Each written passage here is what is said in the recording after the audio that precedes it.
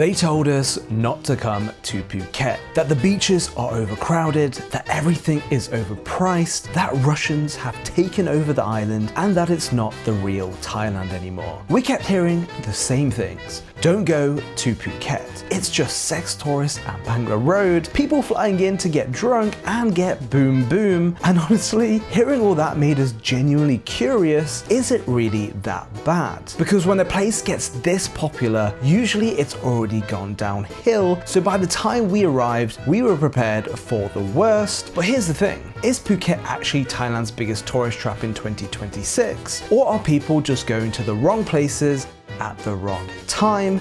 Let's find out. We have made it to Phuket, guys. The place that everyone that we came into contact with here in Thailand said not to go to. But we decided to come check it out for ourselves, and by the views behind me on Kata Beach, you can see why it's such a popular island to visit here in Thailand. But things got off to a bit of a bad start when we were coming from Krabi, because the ferry over was delayed by an hour. So we were kind of stranded in the heat. And then when we finally made it to Phuket, we were met by the taxi mafia. If you don't know what the taxi mafia is, they essentially don't let Grab drivers come to pick up passengers. And if they do, sometimes they are met with violence, physical violence, and also damage to their taxis. And so what happened was that we were forced to take a grey minivan where they fill it up, usually 8 to 10 people, and per person is the cost of a private car on Grab. And what's worse is that they don't drop you off at your doorstep. They just drop you off on the side of the road. So we had a massive hill with our suitcases, which are quite heavy, to drag up to our accommodation, which we'll be showing you later on. So Karolina, what do you think of beautiful Kata Beach? Like, look around, guys. Like, the color of this water is so blue. It makes me feel like I'm in the Maldives or something. And the sand is really nice to walk on. But when we were arriving to Kata Beach, we were seeing like the number of the umbrellas, colorful ones, like literally stretching through the whole beach. And then we spotted the number of people.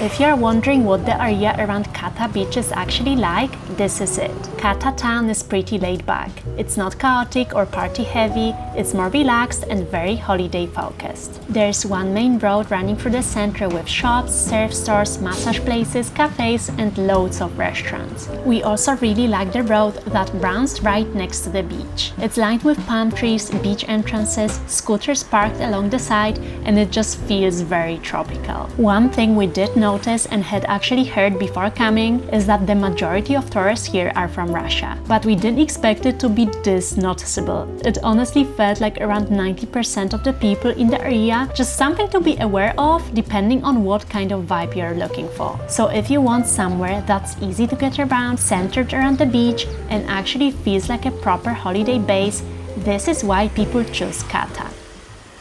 As we head over to Karon Beach, right next to Kata, I generally get confused sometimes because they're so close it feels like one beach, but Phuket is bigger than it looks, and even short distances usually means jumping on transport. If you're wondering what is the best way to get around the island, it's renting a motorbike.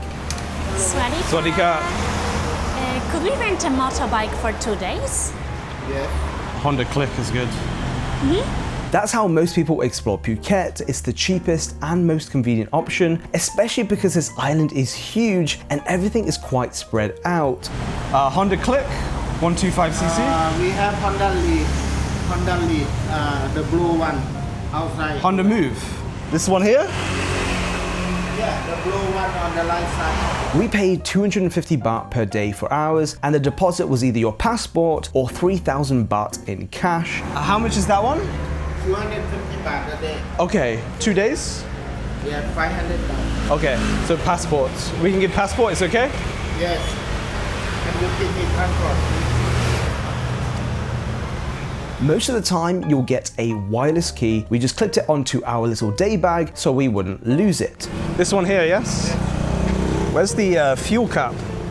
Huh? The fuel? The fill here. It's locked, huh? Yeah.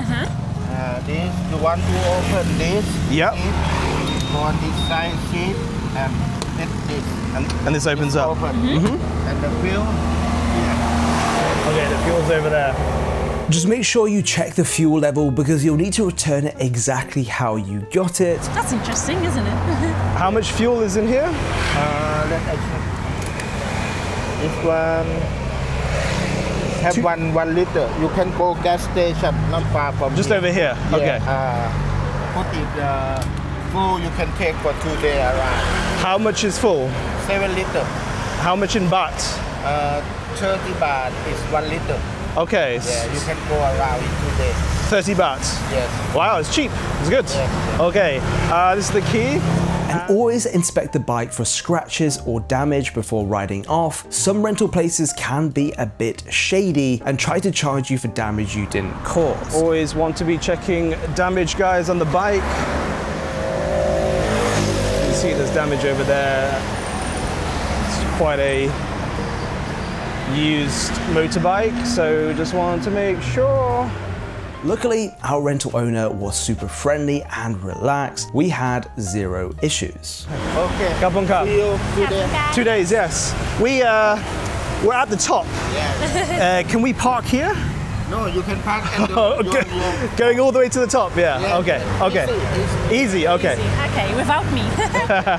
If you don't feel comfortable riding a scooter, you can use Grab instead, but just be prepared because Phuket taxis are expensive, way more than Bangkok, probably because of the taxi mafia. When we left to head back to Bangkok, Phuket International Airport is all the way at the top of the island. What should have been about an hour ended up taking an hour and a half with traffic, and it cost us around $50. So taxis are an option, but if you're planning to move around a lot, those rides add up quickly. We have made it to paradise, guys. Look at this. So this beach is called Karon Beach. It's right next to Kata Beach. And you can see all of the umbrellas are out on this side, very colorful umbrellas. We found out that each sunbed is 100 baht per sunbed. So it's actually a very nice price for the entire day. You can see everyone just lounging, enjoying the sun. I've seen a lot of sunburnt individuals. I literally can't walk on the sand because it's so hot. I'm so glad I have flip-flops. It's just, oh my God. Yeah, it's a really, really hot day here, but the water looks so inviting.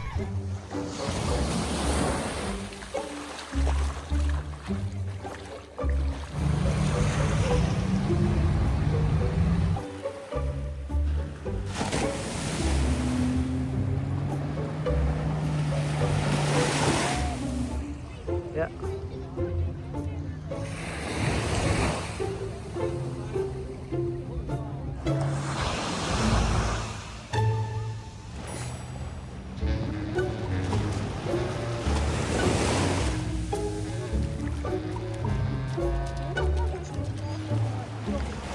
So what's interesting about Karon Beach is that it looks fairly similar to Kata Beach.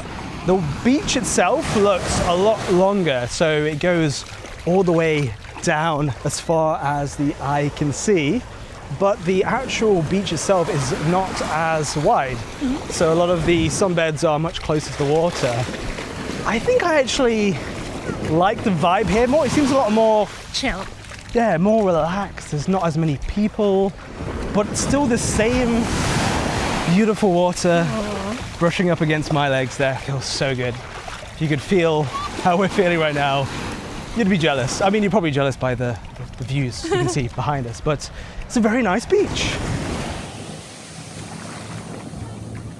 After being surrounded by so many Russians all day, hearing the language everywhere and seeing Russian signs and menus on almost every corner, we decided to lean into that and try the local cuisine at Chekhoff Restaurant and Bakery. Obviously, we're joking here guys, but it really does show just how Russian dominated this area actually is. To be fair though, the Russians we met were fairly pleasant. They do have a bit of a habit of staring and sometimes looking a little too serious, but we actually had a really wholesome interaction with an older couple who had written a little Phuket Valentine's Day message in the sand with flower petals. But if we're being honest, it did feel a bit strange being in Thailand and not really being around Thai people or even a mix of other tourists. At the same time, it definitely made us curious, so we thought, why not see what Russian food is actually like?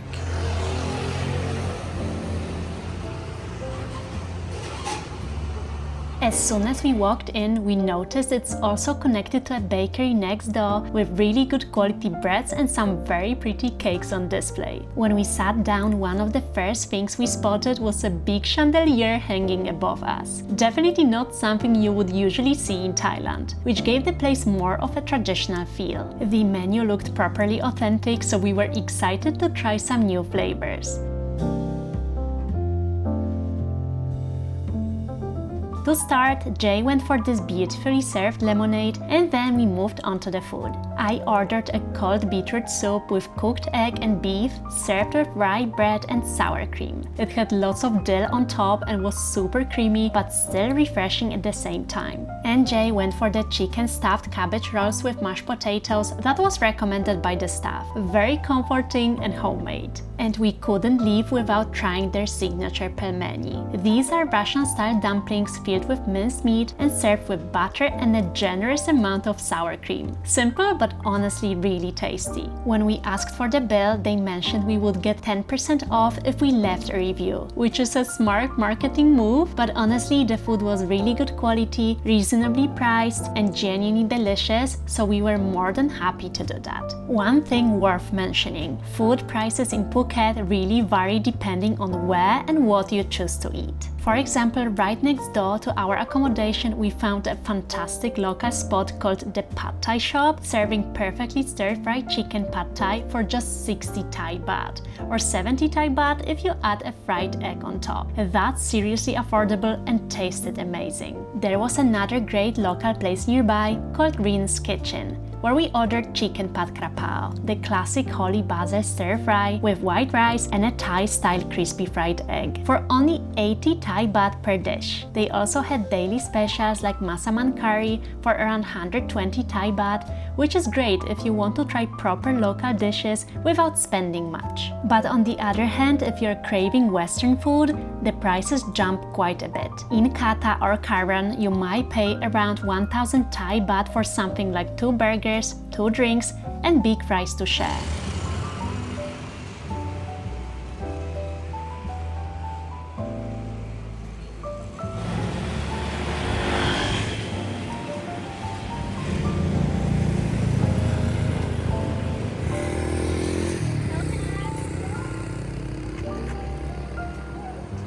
Okay guys, we're about to conquer the massive hill up to our accommodation where the taxi mafia dropped us, not even here, but on the road outside.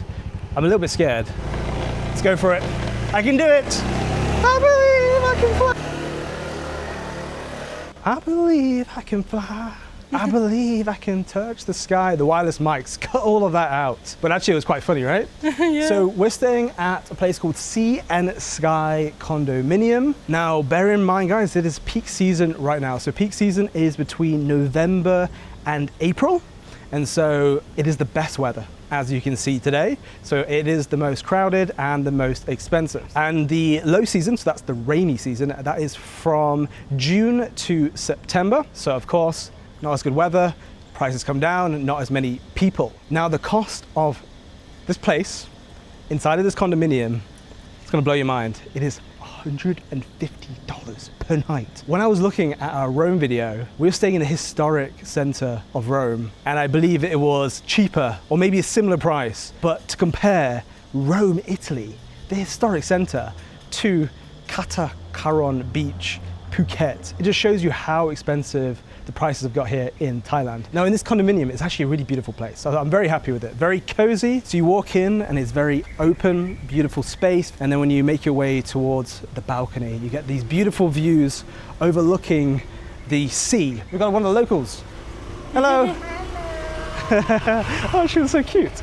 There's two pools here. We're going to show you the rooftop pool, but from ours, you can actually see one of the pools down below, which is quite nice in this heat. And it's a very nice kind of bedroom area, nice bed, comfy. The bathroom has everything you want in it, nice shower. So you'd expect that for $150 per night. Being travel content creators, we are essentially living out of a suitcase. So having luggage that's genuinely reliable and built to handle constant travel is really important to us. For the past year now, we've been traveling with the large check-in suitcases from Carl Friedrich, and after countless of trips, we can honestly say that we truly recommend them. Carl Friedrich is all about carrying with confidence. Their luggage is designed to last a lifetime of trips, and you can feel the quality right away. The shell is made from German-engineered polycarbonate with a strong aluminum frame, so it's incredibly durable. For security, instead of zippers, this case has 5 TSA-approved locks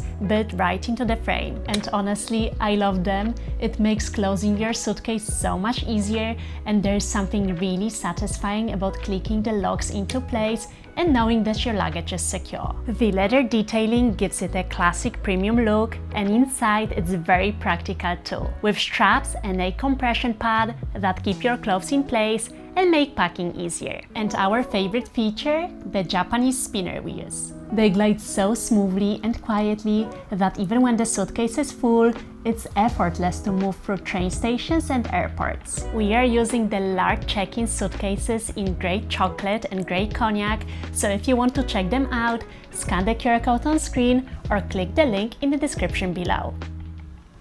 There's nothing better than a rooftop pool on a hot day like today. And the views from here are just awesome.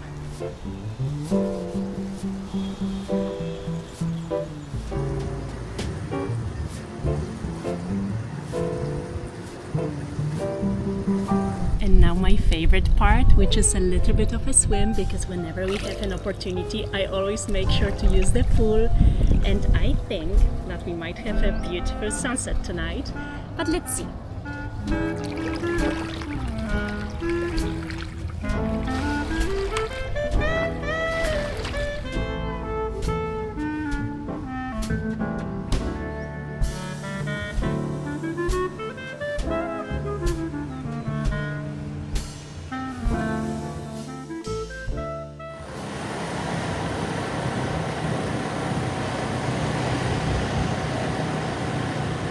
Good morning, guys. We have come to the historic center of Phuket, and coming in, we really like the vibe here. It reminds us of Penang in Malaysia, and that's because of the history here in Phuket. So in the 1800s, Phuket was very famous in Southeast Asia for tin mining. So a lot of traders, merchants came from China to Phuket to trade in the tin mining industry, and also the Portuguese also came here. The merchants there came here to trade with the tin, and they came from Malacca and Penang, and that's because there was the Portuguese colony there. What you'll see as we walk around this area and as we came in, there's all these beautiful, colorful buildings. This is Sino-Portuguese architecture, so a mix of Chinese and Portuguese architecture in this area.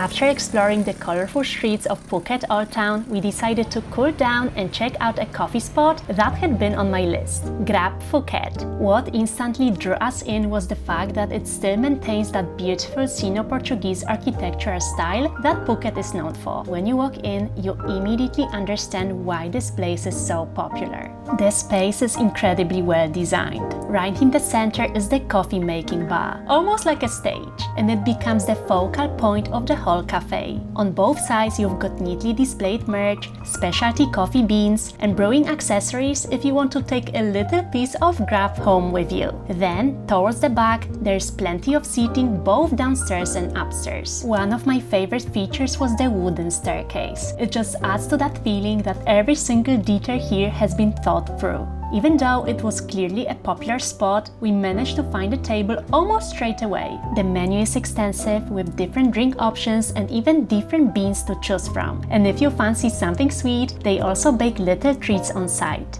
Jay, being a non-coffee drinker, went for this crispy pumpkin and seeds flavored milk. And honestly, it looked like a little masterpiece. And because it was so hot outside, I went for their signature Nitro cold brew with fresh orange and lime. And I'm not exaggerating when I say it was one of my favorite coffees of my entire life. Not only did it taste incredible, but both drinks looked exactly like they did on the menu photos, which is actually quite rare. So, if you're in Phuket Old Town and need a stylish place to cool off, relax, and enjoy seriously good drinks, we couldn't recommend Grab Phuket enough.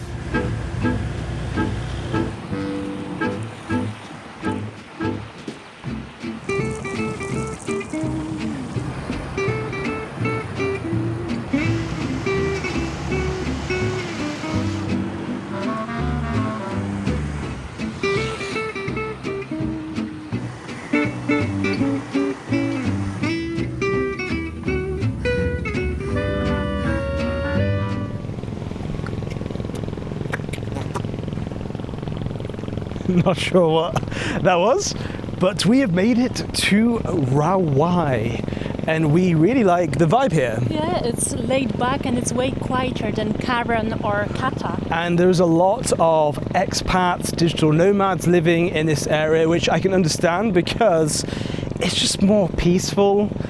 You've got great coffee shops, co-working spaces are everywhere, gyms, and a lot of people come to Thailand, especially like nomads, to do like Muay Thai. And so you're kind of having all the facilities you could possibly want as an expat or a digital nomad. You've got barbershops, great restaurants. So the reason why we are actually walking on the pier is because there's literally no beach. Like even if this area is called Rawai Beach, it's really like a tiny bit of beach, and then you have all of these boats like docked around. And actually there's a lot of different food places that people are just enjoying the view because actually the color of this water is just so beautiful. When in Rawai, it only made sense to check out one of the trendy brunch spots that digital nomads love. So we pulled up to a place called Kisna Cafe, and instantly we were greeted not only by a bright, beautiful, super spacious interior, but glorious air conditioning. And when it's over 35 degrees outside, that is absolutely key. The whole space felt modern and relaxed, with lots of natural light and plenty of seating. We started off with some drinks because the menu genuinely blew us away. Everything looked so aesthetic and really well thought out. Jay went for this butterfly peach lemonade, which was super refreshing and vibrant. Perfect for the heat. And I chose the coconut cloud matcha, which I will be honest, tasted a little more like bubblegum than traditional matcha tea, but I really like the idea of combining it with coconut water. Then we move on to the mains, and the food options were seriously varied. You can order anything from breakfast dishes and fresh salads to pizzas and more indulgent comfort food. We also noticed a few Eastern European inspired options like serniki on the menu, which shows they clearly cater to a broad international crowd, including many Russian visitors in the area. Jay, on the other hand, went for a Napolitan-style wood-fired pizza sandwich filled with mortadella and stracciatella, and he absolutely loved it. Finally, I decided to go for the tuna steak salad with avocado and mango, which was such a beautiful, fresh and flavorful combination. Light, but still really satisfying.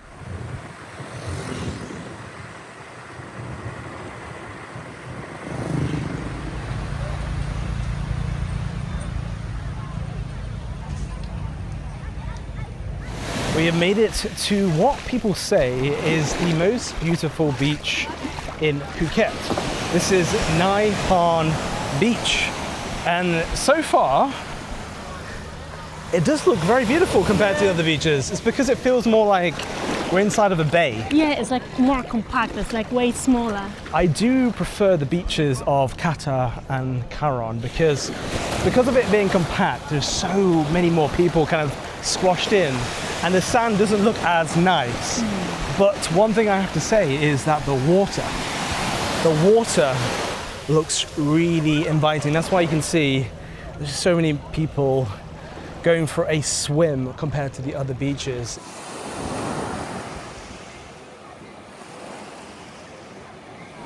One thing that we have been discussing off camera is how similar the beaches here are compared to Spain. Yeah. And actually we overheard some people on the rooftop in our accommodation talking about actually how similar it is to Spain and actually how they prefer Spain, just because the cost here is so expensive for Southeast Asia. And they can get pretty much a similar experience, maybe even cheaper in Spain. And they were a Canadian couple that Karolina overheard whilst enjoying a nice little dip in the pool on the rooftop.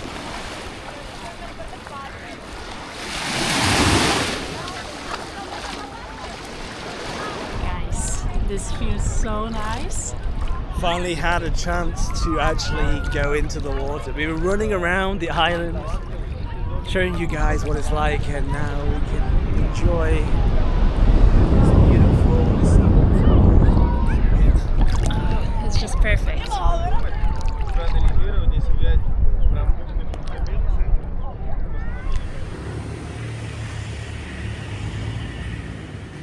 So, you might be wondering, when are we heading to the infamous Bangla Road?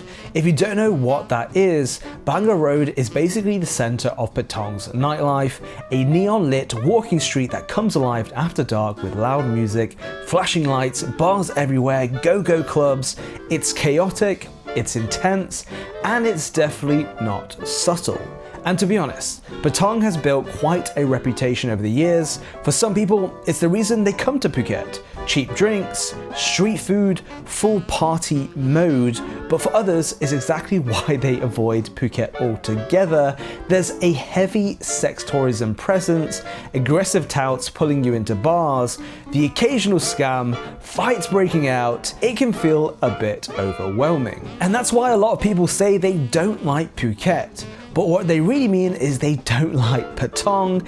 It's loud, it's crowded, and if you're looking for a chilled island vibe, it can feel like the complete opposite of that. Now, unfortunately, or maybe fortunately, the weather made the decision for us. Out of nowhere, it started absolutely pouring down, so much for dry season. And from our balcony, we literally watched someone slip down a slope on the motorbike because the roads were so slick.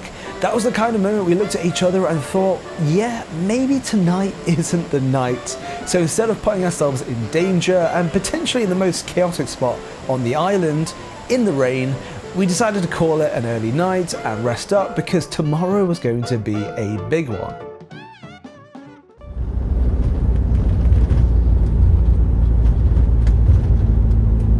So the next day, we had an early start. And when I say early, I mean alarm before sunrise early, because there was no way we were coming all the way to Phuket and not heading out to the Phi Phi Islands. Apparently over 600,000 people have booked this exact tour on Klook, and honestly, it would have been rude not to join them. We got picked up directly from our hotel, slightly sleepy, but very excited, and then it was about an hour's drive north up to the port in Phuket, where all the boats head out from. When we arrived at the port, the first thing we had to do was sign in.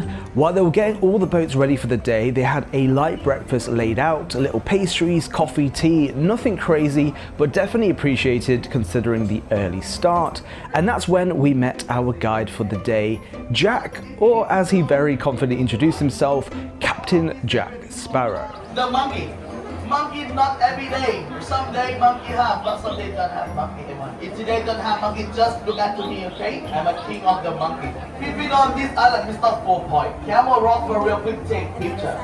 Snorkeling. We do snorkeling 2 times. After Karolina took a motion sickness pill, we made our way over to the boat. This is where we met the rest of the crew. There was Captain Jack Sparrow, and then there was Sexy. Jack Sexy, remember, okay? Yes, that was actually his name, and within seconds, you could tell he was going to be the life of the party. At that point, we kind of looked at each other and thought, alright, this is going to be a good day. And as soon as we pulled out from the dock and started moving, they cranked up the music. Not chaotic, not Bangla road madness, just proper feel-good holiday energy.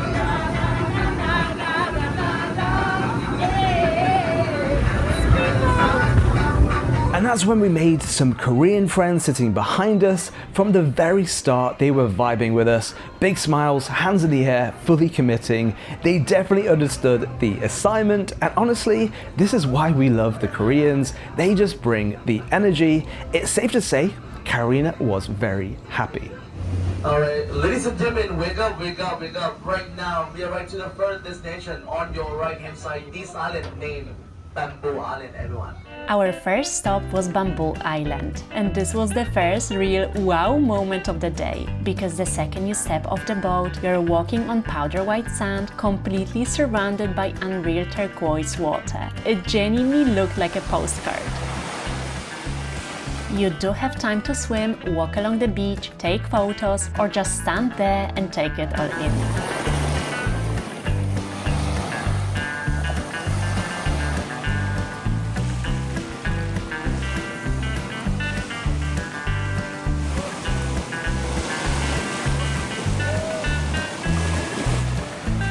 It's not a huge island though, so when the next wave of boats arrives, it does get busy pretty quickly. But for those first few moments, it honestly feels like paradise.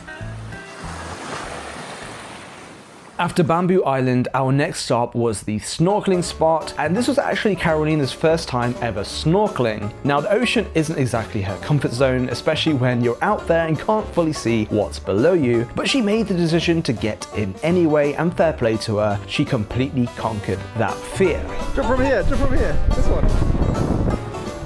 Jump, jump!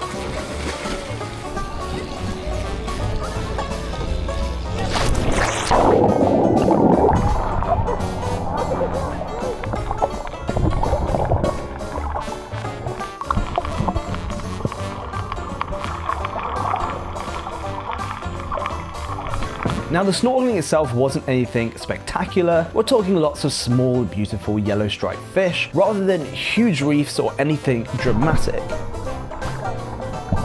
So nice. I love it. The fish is everywhere. But it was still just really nice being in the water, floating around, taking it all in. And then, of course, Captain Jack Sparrow decided it was showtime. He dove down and started blowing perfect bubble rings underwater. Even sent one straight at the camera, which was pretty cool to see. Then he started catching some of these bright yellow fish using his t-shirt like a net, and the Koreans were absolutely loving it.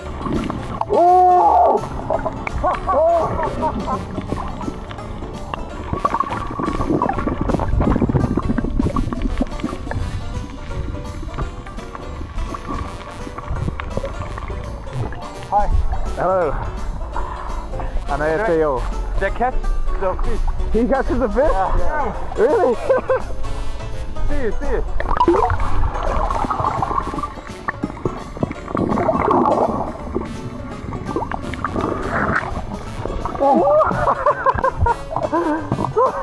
Catching a fish. It definitely added a bit of unexpected entertainment to what was otherwise quite a chilled snorkel spot.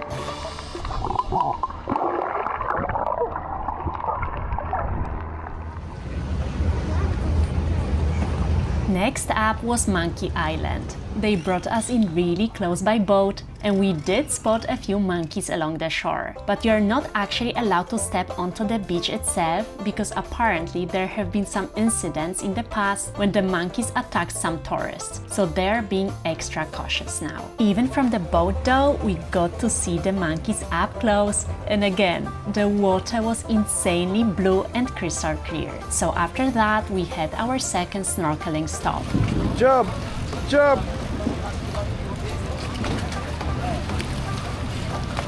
I'm not even gonna bother.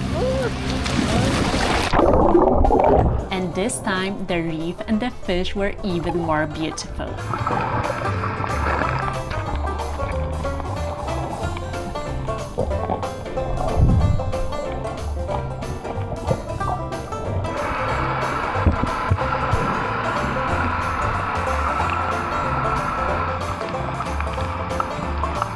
The clarity of the water made such a difference. That said, there were a lot of boats and people around. It was so busy at times, you were literally bumping into other snorkelers, which really makes you question if it's good for the marine biology and environment. Then we docked at the main island, called Phi Phi Islands, where we had some free time to wander around, explore the little shops, and take photos along the waterfront. I will be honest, seeing McDonald's and Burger King on such a beautiful island felt a little bit sad, but at the same time it gives you an idea to what the island is like, which from what we heard, it mostly attracts younger people wanting to just party the night out. Lunch was included and served at one of the hotels, and it was a full buffet setup. Think trays of Thai curries, stir-fried dishes, rice, noodles, and fresh vegetables. Nothing too crazy or adventurous, but filling and exactly what you need halfway through a busy island hopping day. You just grab a plate and help yourself to whatever catches your eye. And afterwards we still had a bit time to explore, which is when Jay spotted his absolute favorite dessert in Thailand, coconut ice cream. The proper street-style one, served in a coconut shell where you can top it with roasted peanuts and condensed milk.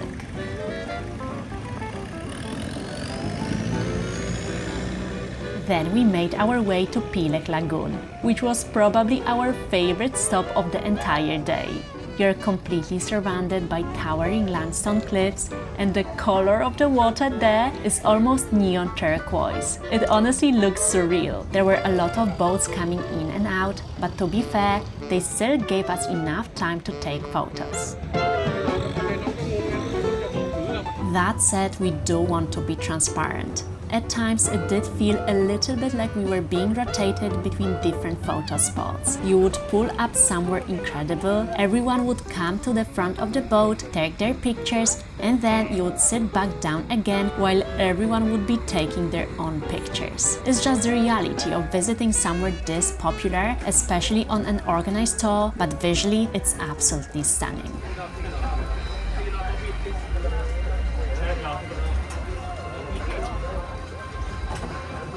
And finally, we arrived at the main event, Maya Bay, otherwise known as the famous beach from The Beach with Leonardo DiCaprio. Now, when we first pulled in, it was a bit of a circus, boats everywhere, hundreds of people being dropped off at the same time, everyone walking in single file towards the beach. Hey, don't stop on the way for take a picture and make a video. Someone come after you. Want to go Maya Beach? Keep walking, please. It definitely wasn't that deserted paradise movie scene. But then you actually arrive at Maya Beach and you see what all the hype is about. Honestly, it's probably one of the most beautiful beaches you'll ever see in your life. Welcome to Maya Bay. This is a conservation area for sharks and various creatures in the sea. Everyone stay close to the beach. Please stay there. This is the breeding and nursery ground for the baby shark.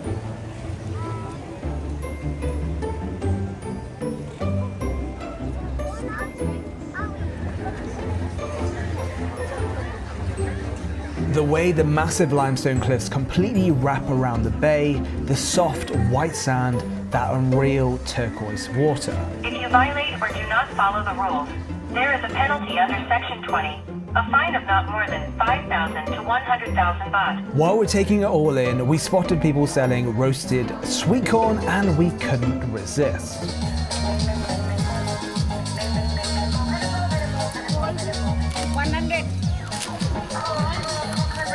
Sweet corn, watermelon,